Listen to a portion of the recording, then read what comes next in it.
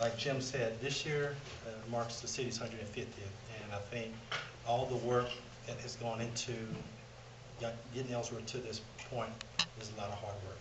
I mean, there's a lot of families that have history here, and it goes back beyond, some families. I think Darlene's Rush's family was probably one of the original families that came to Ellsworth, along with a lot of other families, so we don't want to leave any other families out.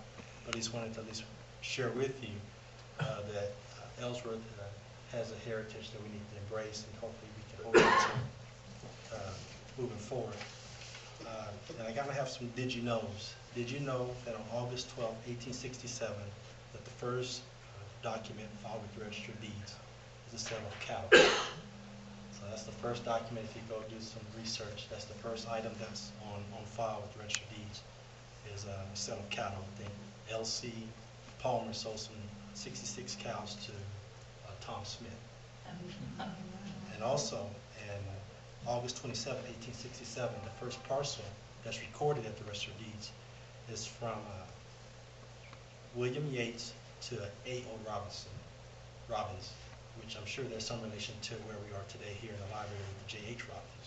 So the history of what took place in 1867 and all the people that are tied to Ellsworth, it dates back. And I think, like you said, that may have been a year of destiny, but where we are today going forward, we have to reflect back on our past. And I think the important thing in reflecting back on the past is to make sure we embrace what it is that Ellsworth wants to remain moving forward for the next generation.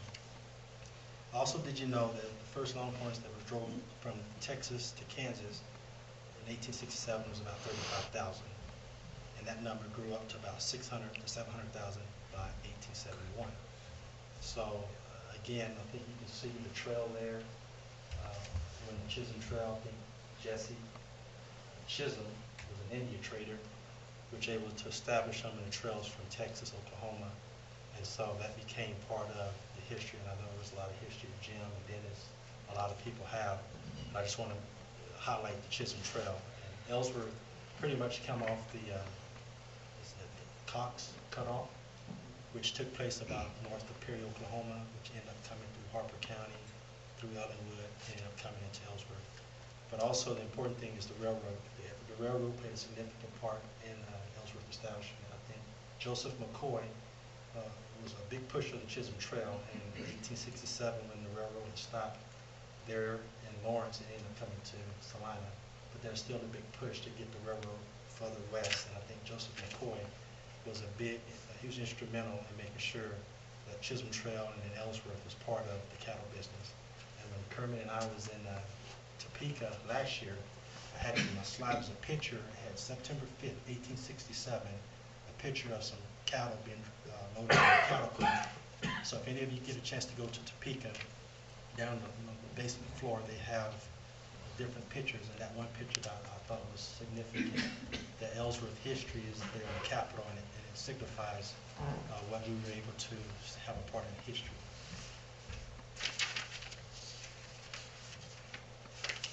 Again, talking about the significance of the railroad, we also talked about Fort Harker. I think Jim touched on Fort Harker being a key fort.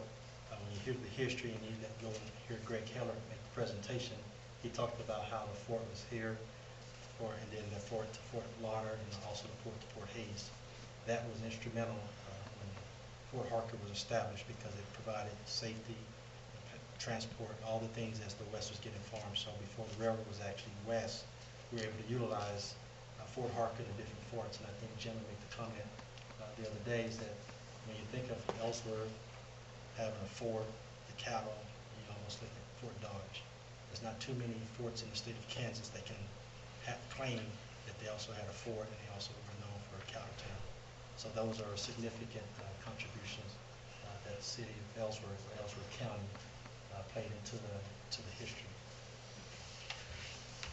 As we embrace our future, we look at Ellsworth's evolution, and we know Ellsworth has been known for our agricultural community, and that agricultural community can look at all basically the crops that we grow here in our area.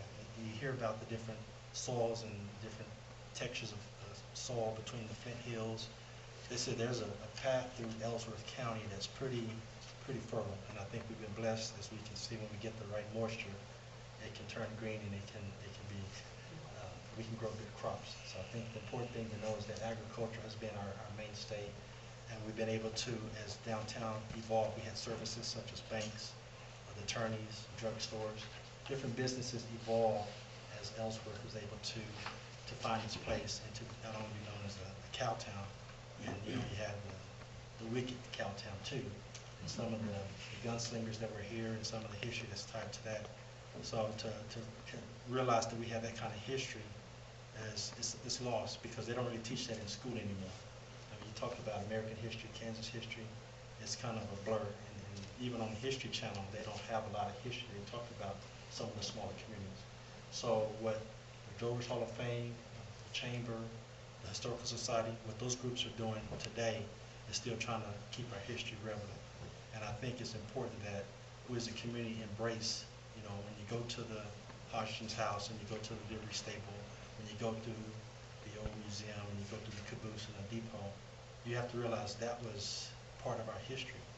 And really, if we're not trying to maintain it and keep it, we're going to end up losing what is important to us.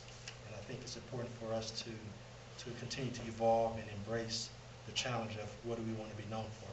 And I think the important thing of being able to be known as a cow town is important, but you also have the heritage of how we're able to evolve and include the drovers. Because as in my comments, drovers were the main significant, they played a significant role in making sure the cows got from Texas all the way to Kansas and Oklahoma. Those drovers, you know, just like the oil companies, when you see people that follow oil rigs and oil business, it's a lonely business, and it's lonely when you have to pick up your family and go. So when those drovers made the commitment to follow where the West is, you know, make Kansas a cattle town, a cattle state, there was a lot of sacrifices that were made with the drovers to make the state of Kansas significant in the cattle industry. Ellsworth continued to evolve. I think one of the evolutions is we had enough foresight with the elected officials. We had a county hospital.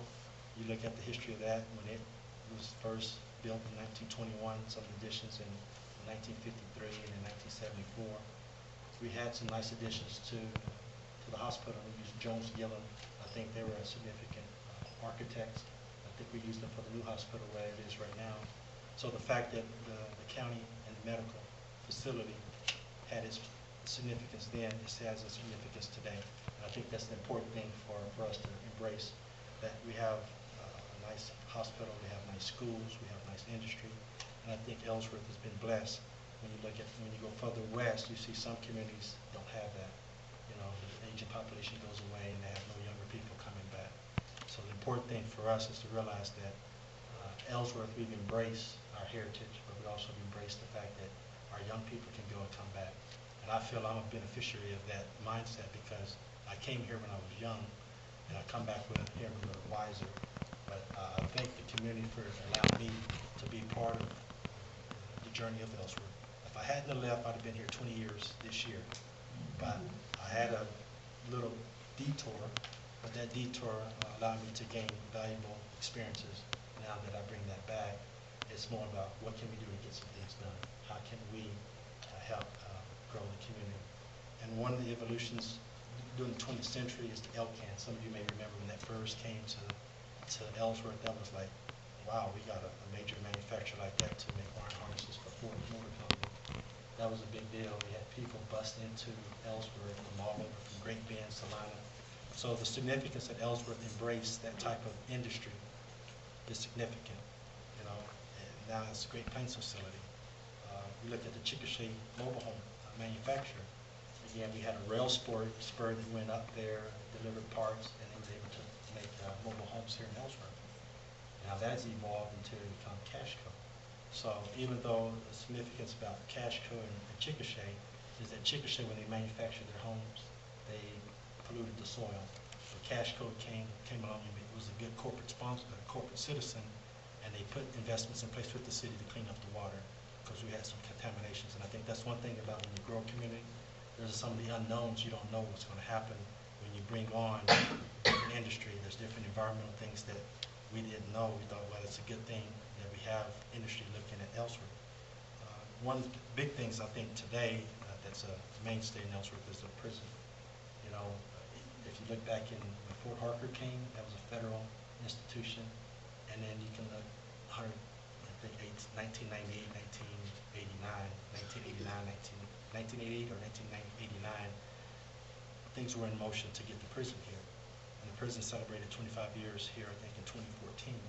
So again, that's a state agency that provide a significant impact to our area. And I think it was going from 400 beds to 300 beds to a day count, but it's finally settled on just a minimum facility. Now it's up to a medium.